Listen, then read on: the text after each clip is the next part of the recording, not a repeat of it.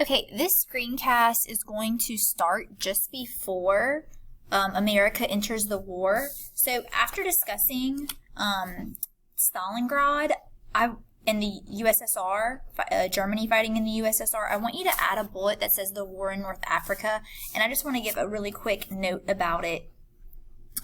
So if you kind of look at this map, actually, you can tell that much of Africa was still being occupied and controlled by different European countries as colonies or imperialized nations. So because you have European imperialism still existing in Africa, Africa is going to be a site of much fighting during World War II. So some people were even fighting in North Africa. Keep in mind, we're not fighting, no one's fighting the actual African nations. They're fighting, the German, parts of German-controlled Africa and parts of Italy-controlled Africa, or parts of British-controlled Africa.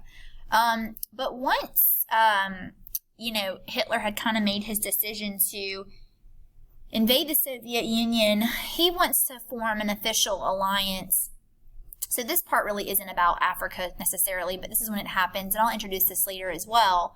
But in September of 1940, Hitler will officially form an alliance known as the Axis powers. You know that the Axis are kind of the name given to the other side fighting against the Allies.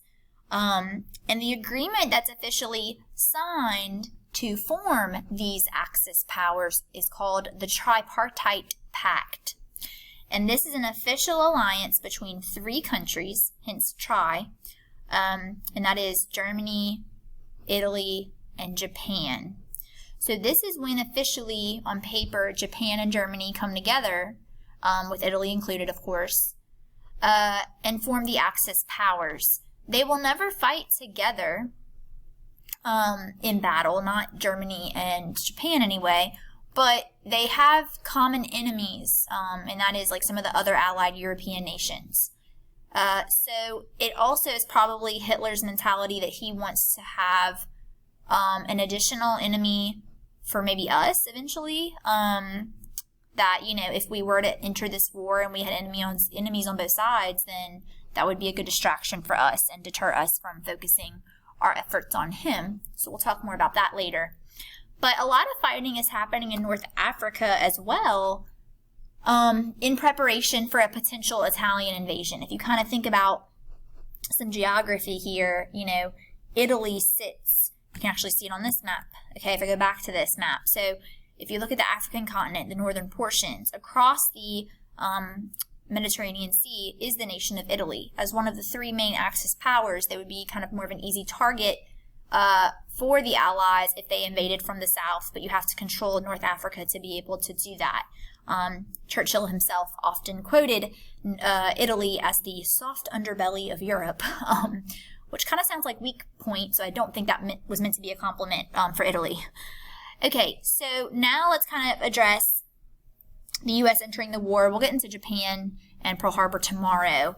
But obviously, as the war continued, with Germany, invading so many countries, with Germany occupying France, with Germany fighting Great Britain in Operation Sea Lion, with Germany attacking the Soviet Union in Operation Barbarossa, the U.S. did have continued support for Britain. And I think FDR, as president at this point, does kind of see that our involvement in this war is inevitable at this point. He sees that eventually we'll have to step in and help our ally Britain. But for now, he doesn't have that public support just yet. It's still more 50-50 in terms of American intervention in this war. So he says instead that, okay, well, we need to be the great arsenal of democracy. Like, if we're not going to fight, we need to help supply the fighters with weapons. So this is exactly kind of the point in the narrative that Lend-Lease aid takes place when we start transitioning from, not selling any weapons to, selling them if they came and paid for them in full and bought them themselves. But now we're actually loaning weapons to Great Britain to fight the war, and there tends to be more American support for that. When the Soviet Union is attacked by Germany and they join the fighting on the Allied side, they ally with Great Britain, we start providing with them with Lend-Lease aid as well, which was kind of unpopular at first since the Soviets are communists. Americans aren't really on board with selling weapons to the Soviet Union, but we kind of explain, FDR kind of explains the whole, enemy of my enemy is my friend. We might not get along, but we have a common enemy, so let's fight together in that, effort.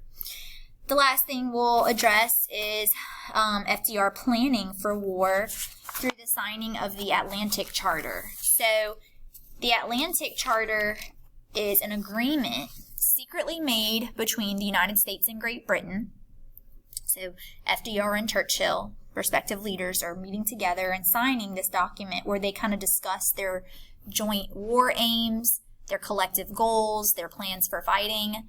Of course, this is a secret agreement because the U.S. does not yet know that we are in this war, and we aren't officially in it yet. But it seems like FDR sees its inevitability, and that would have been pretty popular had, the public been made aware that we would, plan for a war we're not yet involved in. So it's very secretive, but FDR sees the importance of having a plan, prior to actually invading or attacking anyone in this war. So that's what the Atlantic Charter is.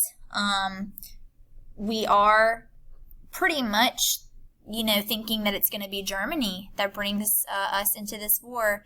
Little did we know that Japan is kind of planning something on the side. So that is what we will address tomorrow. Please write down any questions you have, and we will discuss then.